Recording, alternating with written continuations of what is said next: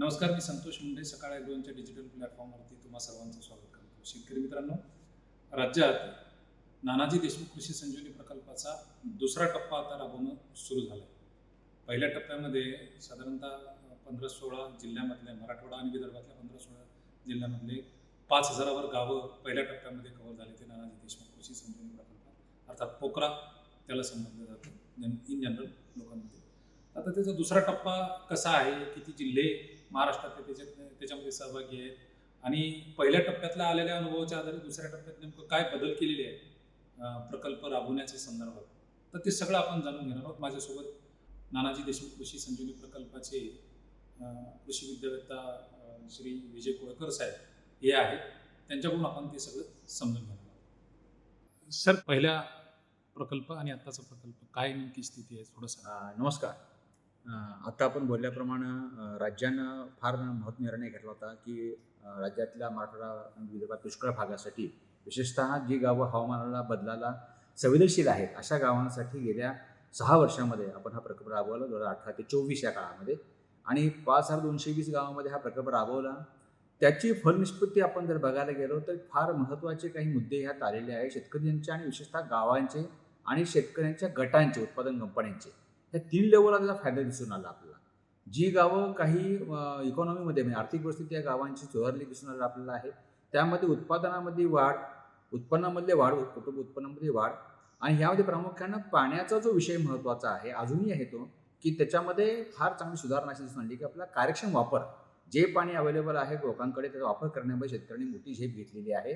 4.5 lakh hectare क्षेत्रखाली या ठिकाणी जवळपास नवीन पाण्याचं क्षेत्र तयार झालं की जे रबीमध्ये घेऊ शकले लोक. त्यामुळे खरीपापेक्षा रबीमध्ये जे प्रमाण असायचं क्षेत्राचं ते आता वाढायला सुरू झालेली आहे आणि जे पूर्वी कमी होतं त्या 20% वाढ ह्यातून झालेली आहे. याबरोबर प्रामुख्यानं काही बदलत्या हवामानावर मात करायला मी काय केलं पाहिजे आहे, एक फार महत्त्व सांगायला ठिकाणी आम्हाला आवडेल आणि आज याही पुढे आपण घेऊन चाललो आहोत. राज्यभरामध्ये आज शेतकऱ्यांची, विशेषतः मराठवाडा विदर्भात शेतकऱ्यांची एक प्रकार चळवळ झालेली आहे की आम्हाला शेती जी करायची, पिकं जी घ्यायची आहे ती आता सपाट जमीन न घेता रुंद वाफ्यावर बेडवर पिकं आपण घेण्याची सुरुवात झालेली आहे. ह्या प्रकल्पाचं यश आहे की लोकांच्या मध्ये बेड पद्धत, बीबीएफ पद्धत ही रुजवण्यामध्ये आपण बऱ्यापैकी कामयाब झालेलो आहोत. आता यामुळं आपण पाहिलं असं 2-3 वर्षामध्ये प्रत्येक वर्षी एक पावसामध्ये मोठा खंडी पडतो आहे आणि त्याच वेळेला पावसामध्ये प्रचंड अतिवृष्टी होऊन लोकांना नुकसान देखील होत आहे. हे दोन्हीही परिस्थितीमध्ये जी पिकं तगली ते कोण तगले? जे बेड होते ते तगले. हे बेडवरची पिकं तगलीन हे ह्या प्रकल्पाने दिलेले एक तंत्रज्ञान आहे. या नवीन टप्प्यामध्ये आपण दुसरा टप्पा सुरू झाला आहे, या ठिकाणी राज्याने सुरू केलेला आहे. तो या वर्षीपासून सुरू होतो आहे पुढच्या 6 वर्षाकरता.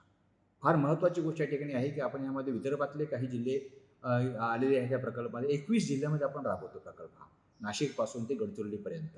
21 जिल्ह्यामध्ये 7,201 गावं यामध्ये निवडली गेलेली आहेत आणि त्या गावामध्ये प्रामुख्यानं जशा प्रकारे आपण तंत्रज्ञानाचा प्रसार करणार आहोत तशा प्रकारे या ठिकाणी विशेष करून ज्या शेतकऱ्यांना ज्या गरजा आहेत त्याच्या आधारित हा कार्यक्रम तयार केलेला आहे. काही आम्हाला जे मागच्यातून आम्हाला अनुभव जे आलेले आहेत त्यातलं सगळ्यात महत्त्वाचा अनुभव असा आलेला आहे की सगळ्याच शेतकऱ्यांच्या क्षेत्रावर गुंतवणुकी करता लागणारा जो निधी आहे, जो फंड आहे, जो प्राप्त असतो, त्याच्यावर आपला केवळ भागणार नाही आहे, तर त्यांच्या ज्ञानामध्ये भर पडणं गरजेचं आहे. म्हणजे अनुदानाच्या पेक्षा ज्ञानावर भर देण्याची गरज हे आम्हाला जाणून आलेलं आहे. आणि म्हणून यावेळेला आपण मॅक्झिमम लोकांपर्यंत, शेतकऱ्यांपर्यंत पोहोचण्याकरता किती ज्ञान आपण देऊ शकतो यामध्ये लक्षात आपण घेण्याची गरज आहे की कोट्यावधी शेतकरी आपल्या ह्या पूर्ण देशभरामध्ये आहेत. ह्या सगळ्या लोकांना ज्ञानाची गरज असते. राज्यात देखील आज आपण 2.25 कोटी शेतकरी आहेत आणि ह्या शेतकऱ्यांना ज्ञानाची गरज आहे. आम्ही पहिले या ठिकाणी जे शेतकरी ह्या गावामध्ये आहेत, त्या राज्यामध्ये, जिल्ह्यामध्ये आहेत, यांच्यापर्यंत एक व्यवस्थितपणे जे आम्हाला बदलत्या हवामानावर मात करायचं तंत्रज्ञान आहे हे ज्ञान रूपातून पोहोचलं पाहिजे आहे. म्हणून आपण एक महत्त्वाचं अभियान चालू केलेलं आहे, ज्याला म्हणतो हवामान अनुकूल तंत्रज्ञान अभियान, CRT अभियान चालू केलेलं आहे. हे एक नवीन वैशिष्ट्य या प्रकल्पाचं राहील, ज्याची सुरुवात आम्ही केलेली आहे. पहिलाच खरीप आहे हा, येणारा खरीप हा या प्रकल्पाचा पहिला खरीप हंगाम आहे, ज्यामध्ये आपण यामध्ये 7,000 गावामध्ये कृषीताईच्या माध्यमातून, लक्षात घेण्याची गोष्ट अशी आहे या ठिकाणी आंतरराष्ट्रीय महिला वर्ष आहे, आपलं शेतकरी वर्ष आहे.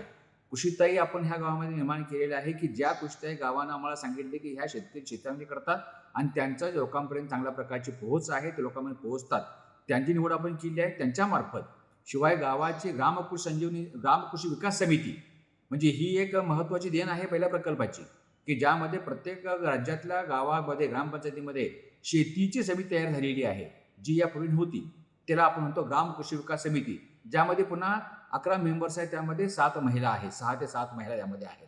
त्यामुळे त्या महिला मेंबर्स, कृषीताई आणि या ठिकाणी शेतकऱ्यामध्ये असणारं महिला वर्ग, जो महिला शेतकरी वर्ग म्हणजे कोणता, ज्यांच्या नावावर शेती आहे असाच नव्हे, जो कुटुंबामध्ये शेती करणारी जी महिला आहे ती आमच्याकरता शेतकरी महिला आहे. त्यामुळे या सर्व महिला वर्गांच्या मार्फत हे अभियान जोमाने पुढे नेण्यासाठी आमचा प्रयत्न सुरू आहे. हे एक दुसरं वैशिष्ट्य आपण या ठिकाणी म्हणूया. तिसरं वैशिष्ट्य की आम्हाला 2 गोष्टी करायच्या आहेत. रासायनिक खताचा आणि रासायनिक कीटकनाशकाचा खर्च कमी करायचा आहे आपल्याला, आणि म्हणून यासाठी आपला पर्यायी व्यवस्था कोणत्या कोणत्या आहेत, त्या गावात निर्माण कशा करता येतील यावर मोठा भर आपण देतो आहोत. जैविक नैसर्गिक निविष्ठा निर्माण करण्यासाठी आपण गावागावामध्ये गटांना आणि व्यक्तींना तयार करतो आहोत. त्या गावात लागणारं अन्नद्रव्य व्यवस्थापनासाठीचं बीजामृत, जीवामृत, घनजीवामृत गावात तयार व्हायला पाहिजे आहे. फवारणी करता लागणारं दशपर्णी अर्क, लिंबोळी अर्क, ब्रह्मास्त्र, निमास्त्र हे उत्पादन गावात तयार व्हायला पाहिजे आहेत. हे सर्व गावात तयार होऊ शकतात, हे आज सहज शक्य आहे. त्यावर आपला भर त्यामध्ये राहणार आहे. आणखी महत्त्वाची गोष्ट अशी आहे की पाण्याचा प्रश्न हा आहेच, पण त्यावर जमिनीचा मोठा प्रश्न आहे. जमिनीचं आरोग्य बिघडत चाललेलं आहे.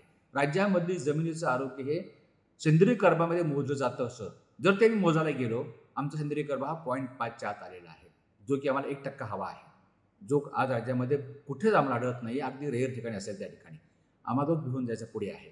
म्हणून शेतकऱ्यांना आम्ही आवाहन करतो आहोत की सेंद्रिय कर्ब वाढवायचं असेल आम्हाला, ज्यामुळे सेंद्रिय पदार्थ वाढले पाहिजे आहेत. सेंद्रिय पदार्थ वाढवायचे म्हणजे ते बाहेरून आणून घालायचे असं नव्हे. जमिनीमध्ये असणाऱ्याच पिकाच्या अवशेषाच्या माध्यमातून आपण प्रचंड मोठा साठा निर्माण करू शकतो. हे लक्षात आल्यानंतर आमच्या गेल्या प्रकल्पात ते अनुभव लक्षात घेऊन या वर्षीपासून या प्रकल्पात देखील आम्ही या ठिकाणी जमिनीत सेंद्रिय पदार्थ तयार करण्याकरता पिकाचे अवशेष गाडणे, यासाठी शून्य मशागतीचा अवलंब करणे, यावर आपण भर देतो आहोत.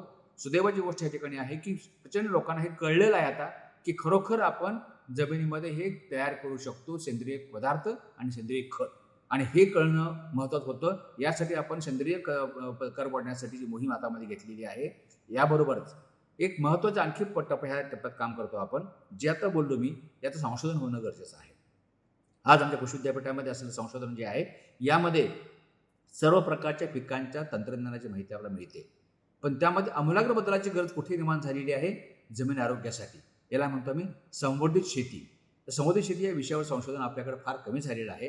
हे लक्षात आल्यानंतर प्रथमतः भारतामध्ये, आपल्या राज्यामध्ये यामध्ये काम चालू होत आहे. या प्रकल्पाच्या माध्यमातून आपण महात्मा फुले कृषी विद्यापीठ, नंतर वसंतराव नाईक मराठवाडा कृषी विद्यापीठ, पंजाबराव देशमुख कृषी विद्यापीठ अकोला, आणि याबरोबरच भारताची एक महत्त्वाची संस्था आहे Indian institute of soil science, म्हणजे मृदशास्त्र विषयामध्ये महत्त्वाची संस्था आहे. या 4 संस्थांच्या माध्यमातून आपण संवर्धित शेती या विषयावर, तेही शून्य मशागतीवर भर देऊन संशोधन करणार आहोत. पुढच्या 3 वर्षामध्ये संशोधन पूर्ण होईल आणि या ठिकाणी आपल्याला राज्यातल्या सर्व पिकाच्या पीक पद्धतीसाठी आवश्यक शिफारशी तयार होतील अशी आमच्या ठिकाणी आशा आहे. याबरोबरच आणखी महत्त्वाची गोष्ट आहे की सगळ्याकडे आज हवामान अंदाज जे देतो आपण, त्याच्या आधारित कृषी सल्ला आपण देतो आहोत. या प्रकल्पाने ठरवलेला आहे की हा हवामान अंदाजात आधारित कृषी सल्ला जो आहे, यामध्ये आम्हाला जमीन देखील त्यात आणली पाहिजे आहे, मातीचा प्रकार त्यात आणला पाहिजे आहे. म्हणजे अशा प्रकारचं हवामान असेल, अशा प्रकारची पीक परिस्थिती असेल आणि अशा प्रकारची जमीन जर असेल तर त्या शेतकऱ्यांना काय केलं पाहिजे आहे. यासाठी आपण शेतकऱ्यांना हवामान, पीक परिस्थिती आणि मातीचा प्रकार याच्यावर आधारित कृषी सल्ला तयार करण्यासाठी तोही सहज, सुलभपणे आणि मोफत मिळाला पाहिजे आहे. यासाठी आपण महाविस्तार ॲपमध्ये यावर काम चालू केलेलं आहे की जो शेतकऱ्यांना ताबडतोब मिळण्याची व्यवस्था निर्माण करतो आहोत. हे एक प्रकल्पामध्ये एक नवीन आपण ॲडवायझरी सिस्टीममध्ये केलेलं वैशिष्ट्य आहे. अशा प्रकारे प्रकल्पाची ही नाविन्यपूर्ण बाबी पुढे आणतो आहोत आपण, आणि त्या माध्यमातून शेतकऱ्यांपर्यंत तंत्रज्ञान पोहोचवण्याचं आपण काम यामध्ये करणार आहोत.